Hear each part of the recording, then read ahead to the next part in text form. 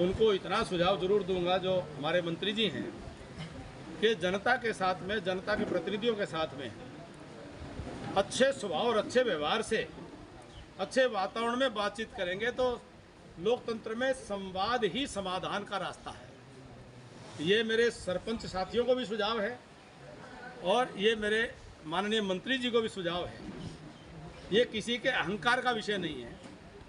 सबको परस्पर एक दूसरे का सम्मान करते हुए, वो भी अपने स्तर पर जनता के प्रतिनिधि हैं और अगर उनकी कोई बात है तो उसको अच्छे वातावरण में सुना जाए, एक अच्छी परंपरा के साथ में वातावरण में बातचीत हो। आप देखते हैं कि पूरा मंत्री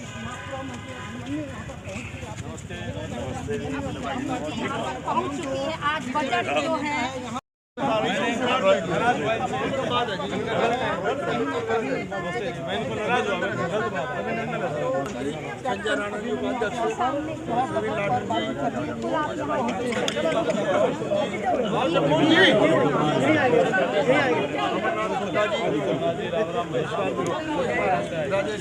अरे खींच रहा मैं इधर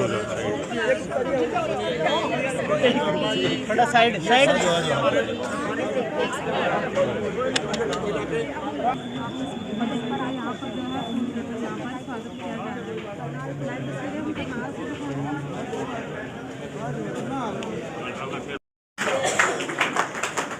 मेरा मंचा शिव से प्रार्थना दीप प्रकट करके मंचा सिंह से प्रार्थना सबसे पहले दीप प्रकट है। मंचा सिंह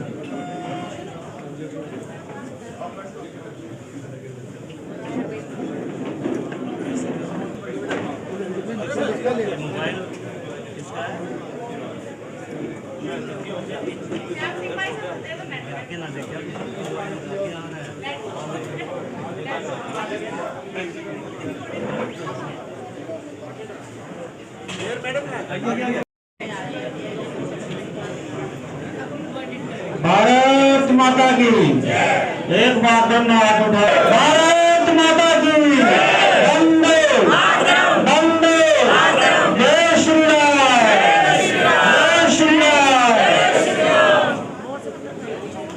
अब मैं के लिए सभी अपने स्थान पर एक बार भारत माता की जय, भारत माता की जय। संख्या के हिसाब से तो आवाज नहीं आ रही। भारत माता की जय। वंदे मातरम, वंदे मातरम। सुजलाम सुफलाम मलयज शीतलाम शस्य श्यामलाम मातरम। वंदे मातरम।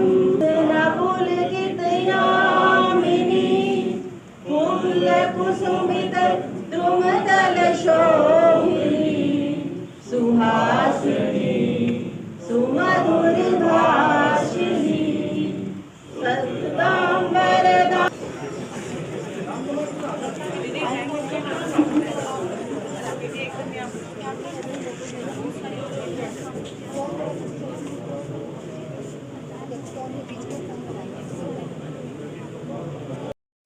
जिला करनाल में पंचायत भवन के सभागार में करनाल के प्रबुद्ध नागरिकों के बीच हरियाणा के वर्ष 2023-24 का जो बजट के प्रस्ताव माननीय मुख्यमंत्री श्रीमान मनोहर लाल जी ने बतौर वित्त मंत्री विधानसभा में रखे हैं, उनके ऊपर एक परिचर्चा का आयोजन किया गया। इस परिचर्चा में पार्टी के जिला अध्यक्ष योगेंद्र राणा जी, लोकप्रिय विधायक, लोकतंत्र की स्वस्थ और स्वच्छ परंपरा के निमित्त मनोहर लाल जी ने हरियाणा के 2,75,00,000 से अधिक लोगों को जो बजट समर्पित किया है, उसके प्रावधान, उसके प्रस्ताव और उसके भावना वह हरियाणा की जनता तक पहुँचे, हरियाणा के मालिकों तक पहुँचे। हरियाणा के मालिकों के खजाने में किस प्रकार के योजनाएं बनाई जा रही हैं, वह जनता को मालूम हो, जनता की जागृति और चेतना का स्तर बढ़े, उस उद्देश्य को लेकर के ये परिचर्चाओं के कार्यक्रम हर जिले में रखे गए और बहुत अच्छा वातावरण में बजट के प्रावधान और प्रस्तावों के ऊपर चर्चा हुई और किस प्रकार से देश में प्रधानमंत्री नरेंद्र भाई मोदी जी के नेतृत्व में एक आर्थिक क्रांति का सूत्रपात हुआ है और किस प्रकार से पिछले 8 वर्षों में मनोहर लाल जी के नेतृत्व में हरियाणा आर्थिक उन्नति के मार्ग पर तेजी से आगे बढ़ा। उसी के साथ साथ जहां एक और आर्थिक उन्नति तरक्की तेज हुई, वहीं उस उन्नति और तरक्की का लाभ अंतिम व्यक्ति तक पहुंचाने का जो काम किया है मोदी जी और मनोहर जी के नेतृत्व ने, उसके लिए भी हमने उनका साधुवाद, उनका आभार, उनका धन्यवाद, उनके प्रति कृतज्ञता इस चर्चा के माध्यम से प्रकट की है। हरियाणा की जनता के कल्याण के लिए जो पेंशन है 250 रुपये उसकी वृद्धि करना, पेंशन के पात्रों की जो पात्रता 1,80,000 रुपये सालाना आय से बढ़ा करके 3 लाख रुपए तक करना, बसों में मिलने वाली 65 वर्ष से अधिक आयु के लोगों को 50% तक के कंसेशन को अब 60 साल की उम्र तक लागू करना, उसकी वृद्धि करना, पेंशन के पात्रों की जो पात्रता 1,80,000 रुपये सालाना आय से बढ़ा करके 3 लाख रुपए तक करना, बसों में मिलने वाली 65 वर्ष से अधिक आयु के लोगों को 50% तक के कंसेशन को अब 60 साल की उम्र तक लागू करना, अनेकों शिक्षण संस्थाओं, स्वास्थ्य की सुविधाओं का विस्तार करना, 5,000 किलोमीटर सड़क का रिपेयर करना, 550 से अधिक किलोमीटर की नई सड़कों का निर्माण करना, अनेकों बजट के प्रस्ताव हैं जिनके ऊपर आप काफ़ी बोल चुके हैं, लिख चुके हैं और मुख्यमंत्री जी की चर्चा और बजट में आपने सुनी है, जिनका आज लोगों ने चर्चा भी की और आभार भी व्यक्त किया है। तो मित्रों, मेरा इंट्रोडक्शन समाप्त हुआ। कोई आपके प्रश्न है तो उनका स्वागत है। सर, बजट की बात कर रहे हैं। हरियाणा सरकार ने बजट तो पेश कर दिया, लेकिन गृहिणियों का ये कहना है कि उनकी रसोई का बजट खराब कर दिया, सिलेंडर के रेट भी 50 रुपये बढ़ा दिए। हरियाणा सरकार ने, ये आपकी जानकारी गलत है, किसी प्रकार का कोई नया कर नहीं लगाया है। हरियाणा सरकार ने कोई सिलेंडर की बात, सिलेंडर गृहिणी के सिलेंडर, हरियाणा सरकार ने कोई कीमत में, किसी प्रकार की कीमत में वृद्धि नहीं की है। मेरा निवेदन है, आप बहुत महान हमारे जो है दार्शनिक विद्वान पत्रकार साथी हैं, आप अपनी जानकारी को दुरुस्त कर लें। कैप्टन अभिमन्यु सर, आपको नहीं लगता रोजगार के मामले में भाजपा की टीम ध्वस्त हो गई है? क्योंकि हरियाणा में शिक्षकों की बहुत ज़्यादा कमी है और अगर टीचर नहीं होंगे तो फिर भविष्य कैसे सिक्योर रहेगा? मेरी निवेदन है कि आप अपनी जानकारी को किसी भी माध्यम से दुरुस्त करने की कृपा करें। हरियाणा के अंदर हाई कोर्ट के अंदर एफिडेविट पर हरियाणा सरकार ये समर्पित कर चुकी है कि हमारे यहाँ शिक्षकों की कोई कमी नहीं है। जो रूटीन में रिटायर होते हैं उनके बदले में नई रिक्रूटमेंट होती है और जो पिछले सरकारों के किए हुए गलत फैसलों के कारण से जिन शिक्षकों की नौकरी जा सकती थी, क्योंकि हमारे यहाँ शिक्षकों की वैकेंसी नहीं थी, सरकार ने अतिरिक्त वैकेंसी उनके क्रिएट करके मुख्यमंत्री मनोहर लाल जी ने उनकी नौकरी को बचाने का काम किया है। कैप्टन साहब, आपने बताया मंच के माध्यम से कि 2014 में को मौका दें, एक एक कर लें। हाँ जी कैप्टन साहब, आपने सरपंचों पर लाठीचार्ज हुआ है सर, सरपंचों पर लाठीचार्ज हुआ है सर। सवाल क्या है? सरपंचों पर लाठीचार्ज हुआ है, दूसरी सरकारें निंदा कर रही है, समाचार तो है वो। विपक्ष निंदा कर रहे हैं सर इस चीज़ की। आज आम आदमी पार्टी ने भी पुतला फूका सर अभी थोड़ी देर पहले। देखिए, जो ये पूरा विषय है,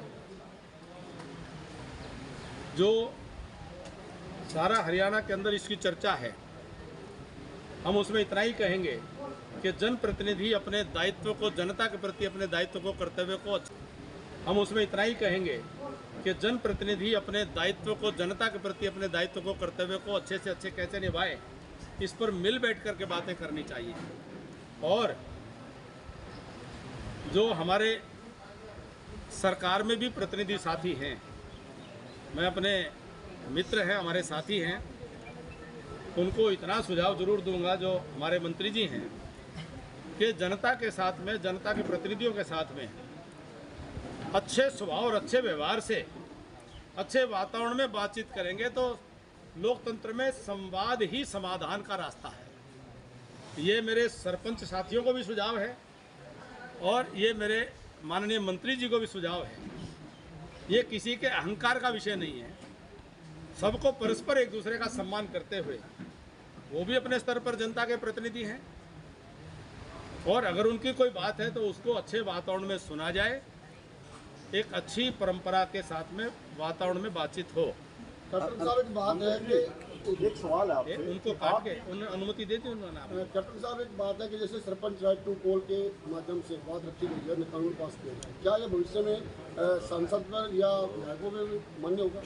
भविष्य के गर्भ में है, ये तो संसद का काम है इन चीज़ों पे कानून बनाना।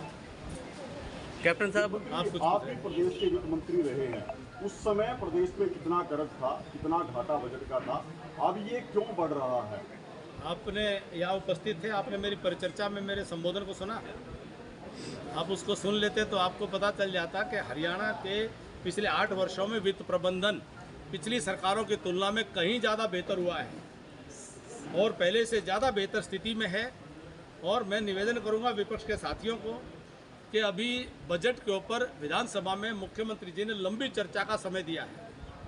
विपक्ष के साथी जो भी उनकी समझ बुद्धि है वो विधानसभा के पटल में जनता के प्रतिनिधि के तौर पर वो अपनी बातें रखें, सवाल करें मुख्यमंत्री जी से। सर ऐसा कैसे? एक पूरी बात जी सर, सवाल करें वो मुख्यमंत्री जी से, सरकार से सवाल पूछे और उन सवालों के जवाब को सुनने के लिए भी बैठे।